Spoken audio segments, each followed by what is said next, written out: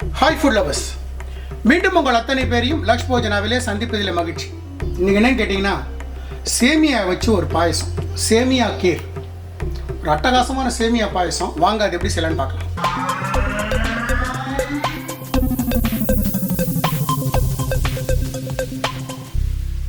நான் முதல்ல இந்த சேமியா பாயசம் பண்ணுறதுக்காக ஒரு கடாய் வச்சு ஸ்டவ் ஆன் பண்ணுறேன்.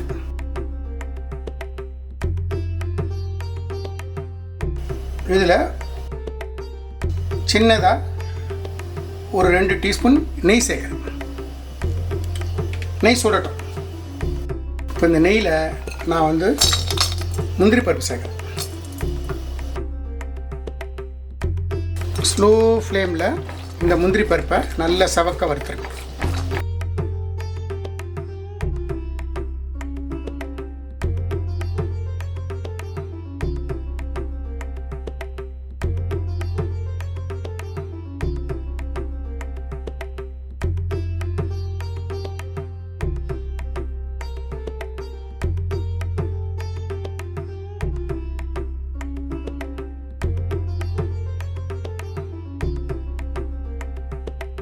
நம்ம பாயசத்துக்கு போட்ட முந்திரி பருப்பு கலர் மாறிட்டு வருது. இந்த ஸ்டேஜில் நான் கொஞ்சமாக திராட்சை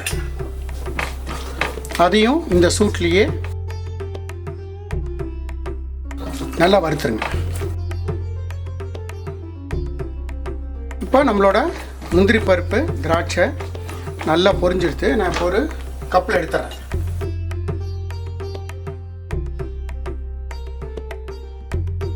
மறுபடியும் ஸ்டவ்வை ஆன் பண்ணிக்கிறேன்.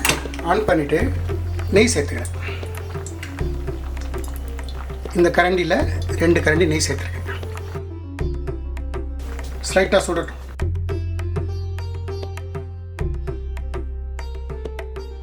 இப்போ நம்ம பாயசத்துக்கு விட்ட நெய் சூடாகிடுது. நான் இங்கே ரோஸ்டட் வெர்மிசெலி வறுத்த சேமியா வச்சுருக்கேன். இந்த வறுத்த சேமியான்றது நல்லாயிருக்கும். கலர் கூட இந்த நல்லா டார்க் கலரில் இருக்கும். அதனால தான் இப்போ இதை நான் ஸ்லைட்டாக இந்த நெய்யில், காஞ்ச நெய்யில் சேர்த்துறேன். சேர்த்துட்டு இதை ஸ்லைட் பரட்டி விடும்.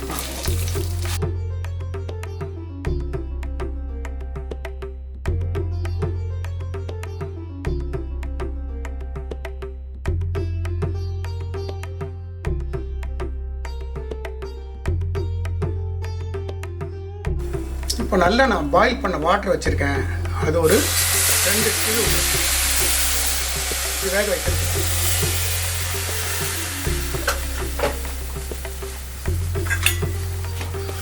இந்த சேமியா இந்த தண்ணியில் நல்லா வேகட்டும்.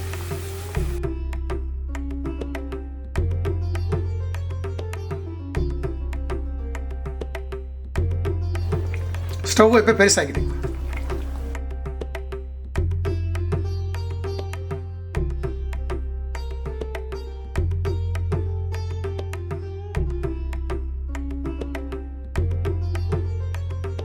இப்போ நம்மளோட சேமியா நல்லா வெந்துடுத்து. உங்களுக்கு பார்த்தாலே தெரியும், நல்லா வெந்துடுத்து. இந்த ஸ்டேஜில் நான் பால் சேர்க்குறேன். என்கிட்ட 1/2 லிட்டர் பால், காய்ச்சின பால் வச்சுருக்கேன். அந்த 1/2 லிட்டர் பாலை சேர்த்துறேன்.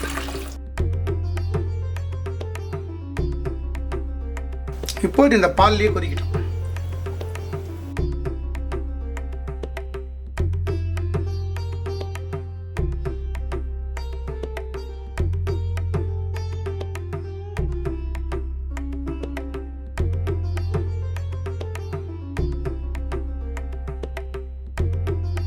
இந்த போட்ட பால் நல்லா ரெடியூஸ் ஆகணும். அந்த அளவுக்கு இதை குக் பண்ணுங்க. 1/2 லிட்டர் போட்டோம்ல, அது 1/4 லிட்டர் ஆகணும். அது கெட்டியாக இருந்ததுன்னா தப்பு இல்லை. எப்போ நீங்கள் சர்வ் பண்ணுறீங்களோ சூடான பால் சேர்த்து நீங்கள் சர்வ் பண்ணிக்கலாம். அப்படி சேர்க்கும்போது ஸ்வீட் மாத்திரம் அட்ஜஸ்ட் பண்ணிக்கோங்க. 1 ஸ்பூன் சக்கரை போட்டுட்டு கொடுங்க. பட் ஆனால் கொதிக்க வைக்கும்போது இதை 1 லிட்டர் 1/2 லிட்டர் பால் 1/4 லிட்டர் ஆகிக்கிடுங்க.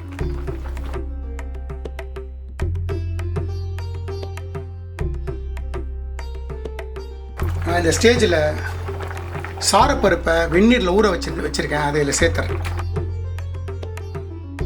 இப்போ இதுவும் சேர்ந்து நல்லா குக் ஆகும்.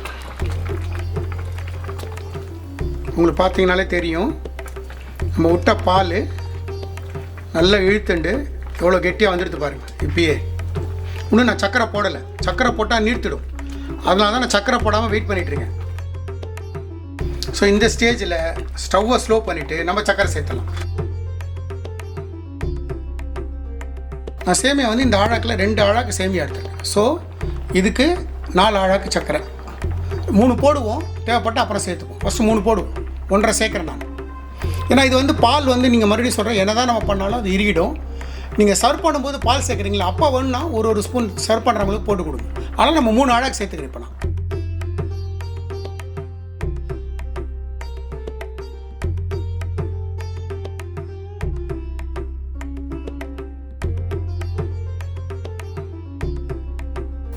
3 ஆழாக்கு சக்கரை சேர்த்துக்கிறேன்.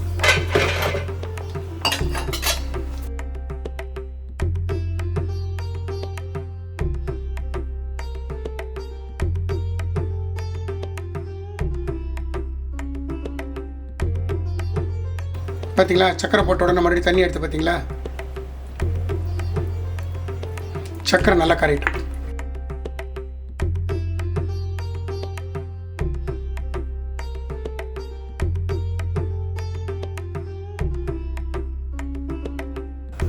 நான் எங்கிட்ட காய்ச்சின பால் வச்சுருக்கேன், ஒரு 2 டம்ளர் சேர்த்துறேன்.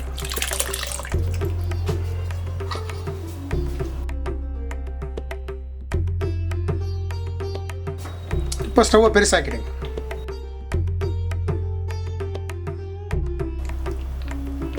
இப்போ சக்கரை கரைஞ்சி ஒரு கொதி வரட்டும், ஆஃப் பண்ணிவிடும். நம்மளோட சேமியா பாயசம் இல்லைன்னா சேமியா கீர் தயார். இப்போ வந்து நம்ம முந்திரி பருப்பு போடணும், ஏலக்காய் போடணும். இந்த ஃப்ளேவரிங் வந்து வெறும் ஏலக்காய் வாசனை தான். ஸோ ஏலக்காய் பொடி மட்டும் போடுங்க போதும். நான் ஒரு டீஸ்பூன் ஏலக்காய் பொடி சேர்த்துறேன்.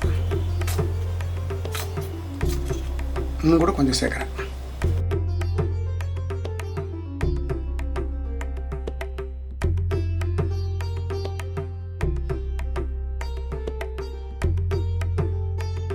நம்மளோட பாயசம் தயாராகிடுது, சேமியா பாயசம்.